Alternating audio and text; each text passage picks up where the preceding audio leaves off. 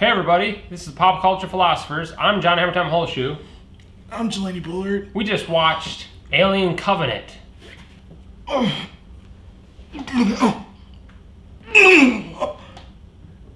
okay? You have one of those aliens in your stomach? No, man. It's just gas. Oh, okay.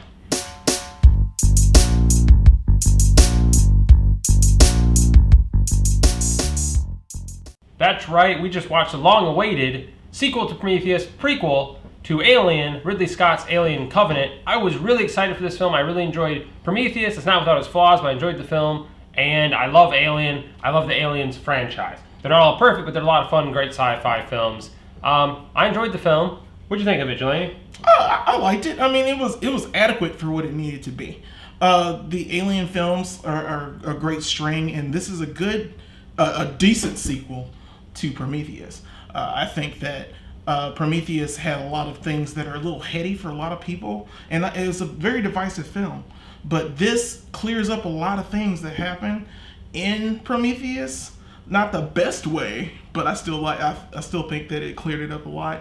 Plus, it paves the way for the Alien franchise to start all over again as a prequel. So I enjoyed it a lot. Yeah, I enjoyed it. It's not without its flaws. It's got some problems. I think the biggest complaint about Prometheus is, A, it wasn't a traditional Alien film because you didn't have the xenomorphs that we know of. And so people are upset about that. Remember, Prometheus doesn't even have an alien in the title. The other issue with Prometheus, people complain, why are the people so dumb? Why are they going to this unknown area and just walking around lollygagging and touching weird creatures and then shit goes wrong? And they fixed that in the new... Wait, no, they didn't. The same shit happens. They're stupid, they do stupid things, and they get stupid results. So if that really bothered you about the first one, this isn't going to change anything about that. Although, they have to get the ball rolling to get the story moving. I mean, if these actions didn't take place, you wouldn't have the Alien movies that subsequently occurred. Maybe it could have been written different or done a different way. I don't know. I still enjoyed the film. The special effects are phenomenal. Yeah. It's all CG. I don't think there's any practical effects in it. Well, there might be a little bit, but, people scarred or injured or whatever. Right. But I thought the CG was great. Yeah. Music's great. You can tell it's a Ridley Scott film. Again, it does have its problems, but it's a good sequel to Prometheus. I was most excited about Shaw. I want to know what happened to Elizabeth Shaw, Dr. Shaw. Right. Remember on Prometheus, spoiler alert, so we'll let you know this is spoiling. So if you got here already and we didn't tell you, you might want to cut out.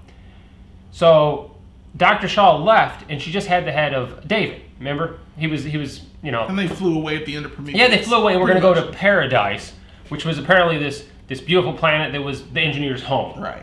And so she wanted to see it. And I really wanted to see what happened to them. Unfortunately, they just talk about it a little bit. When they get to the planet, and we should point out they're colonists and they're going to a planet to start a new colony. Some things happen with the ship. They get sidetracked and they say, hey, you know what? There's a planet closer. We're going to go to this planet. It's got very similar, similar to Earth. We're just going to go to this planet because they pick up this beacon or whatever. It's not even a beacon. They hear a song. Right. It's a John Denver song. So we're just going to go to this damn planet. So they go to this planet. It looks like it's perfect. However, you find out there are the aliens, or the alien life form is now here in this planet, right. And we found out why, because David is here at this planet, and he's kind of like pushing things, and he probably is the one that got their attention because he needed some human host. Right. And we also find out that yes, he arrived there with Shaw, but he's the one that destroyed the engineers, and he also used Shaw in some weird experiment, whatever, as like a vessel for these things, so you don't get to see Shaw. So it's kind of a sad ending. Yeah, you get to see Prometheus. If you do want to see Shaw at all, there is a short, 2-minute film they put out called The Crossing, and it shows Shaw or whatever, and it shows kind of like a bridge gap between the two. So a bridge for the bridge. And there's also another one called The Last Supper. Called The Last Supper, yes, that actually you get to see the crew beforehand, right? And see them literally have their Last Supper before they go into cryostasis. And I believe both of those short films, it could have easily been added to the movie because it gave them the characters more depth, and they did. I mean, those short films were excellent, but I really think they should have been in the film because you get to see who these characters are, and you actually get to care for them. And the film kind of fails on that. These people are cannon fodder. I mean, no one is safe. but like you don't care about any of these people. I don't believe. Yeah. And I was just like the whole time I wanted to just be like, well, there has to be someone that you can latch on to, which was great. And I did have one, and I will say that it's not who you think it is. It's Dana McBride. Dana McBride is Tennessee, the pilot. He's like the best thing to me. He's the greatest character in this movie. Now, he's not slapstick or anything like that. He's really well-formed. He's a really great character. And I liked David, of course. David is in it, being the same butthole he was in the first movie. And he's worse this time because, since we're talking spoilers, I think he's the father of the Xenomorphs. In some way, he may have engineered the Xenomorphs in his experiments. And his experiments, there's a new type of alien that we've never seen before called the Neomorph. And the Neomorph is a white alien. It's a pure white alien. It doesn't grow like a facehugger. A facehugger gets on your face and implants its seed and immediately turns you or kills you, having a chest burster come out of your face. The Neomorph is different. It's basically the spores that are in the when David drops the spores and kills the engineers. It's a spore that comes and goes into your body, and it shoots out of the back of your spine, and it's gross. It's gruesome. Now, this is one thing I love about this movie. I said fuck a lot when the Xenomorphs and the Neomorphs were out. I said fuck. It was awesome. So, I mean, the parts that needed to be scary were scary. They were scary. Yeah, but it doesn't bring any new things to the table. Yeah, the ultimately, even though they had the cool white neomorphs that everybody saw, those aren't the ones that evolve in the long run, because we know what happens in the sequel. Right. You get the xenomorph that eventually evolves from the facehugger or whatever, but it starts off as the engineers making obviously a weapon or a way to destroy worlds, which then it works against them. But eventually evolves into the xenomorphs we know, and David's a big part of pushing that direction. And of course, he also, the great Michael Fassbender plays David. He also plays Walter, who's the good robot, who's an evolution of him, but with less emotion, because I guess the David robot was not very trustworthy and kind of crazy. Who knew? And but I thought I did enjoy the cast. You're right. It's hard to fall in love with these characters. I feel compassion for these characters. And that was one of the complaints too. There's no character development. Well, you're showing all these crewmen, and there's so many of them. Yeah, and you're trying to tell this story in this time frame. It's hard to really, follow these characters. They're dumb. They are dumb. They're exceptionally dumb. Yeah. How do you go to a new world and not wear a spacesuit? I don't care. No matter what you do, why are you not wearing a spacesuit? It boggles the mind that you would walk out there, even though they're like, oh, it's safe.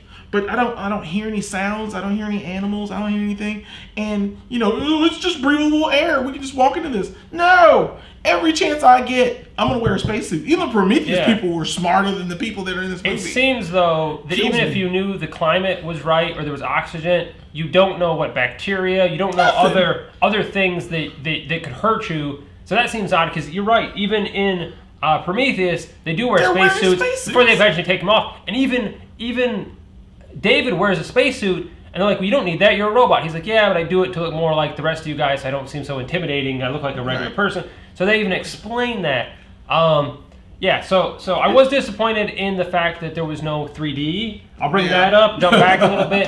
That was supposed to be shot in 3D, and it was supposed to be this big budget 3D, and there's no 3D. It wasn't shot in 3D. At least we don't get some shitty post-conversion. If you're not a fan of 3D, you're not going to care. But I thought Prometheus 3D was really good, so I was really excited for this in 3D. That being said, it's still a visual treat. It's beautiful. Although, I was afraid of the actual xenomorph coming out.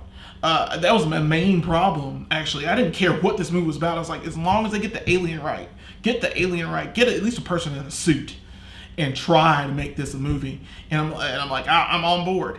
And I was worried at first, but I watched some videos about what they did with the alien, and they're saying that they actually they found people with a suit, so it's a combination of CG and people that, like, I guess were cast as Cirque du Soleil people, and they're used really well in this film. So it's menacing.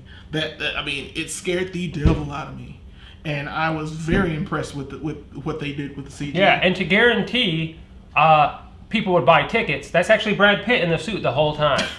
Yeah, they're like, we know Brad Pitt sells. It's either him or The Rock, and The Rock wouldn't fit the suit, so it's all Brad Pitt. It's perfect. That part not bad true. Don't fact check that. That might not actually be true. Visually it was fun. I enjoyed the movie. Thematically, did you take anything away from the film? Themes? Did you leave it a message or anything? Just not even mistrust, because I think David is the biggest factor in this movie. He is a huge factor in this movie, and you shouldn't trust him. It was kind of predictable the way it played out. Yeah, unfortunately, the ending is very predictable. It's very predictable. But I think mistrust would be the main goal, because a lot of people, they didn't work together. And when they did kind of work together, it kind of worked out at the end with the final xenomorph they had to take care of. But with the movie, I think it was just mainly mistrust. I see mistrust. I also see that them taking the easy way out. Oh, we don't want to do this, or we're going to do this. They went for the easy path.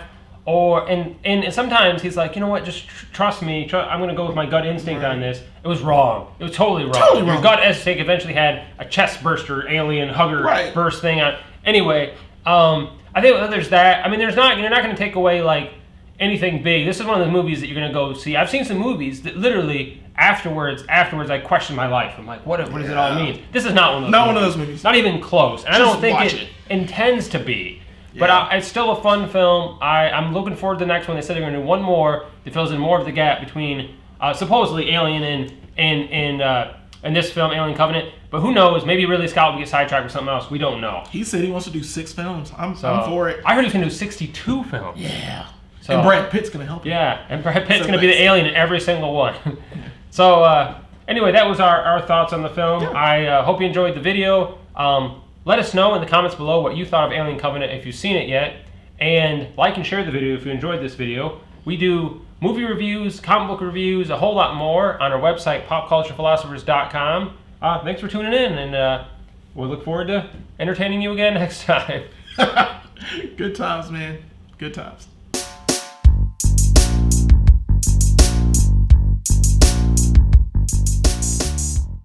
So, see, I ain't never seen an alien movie before.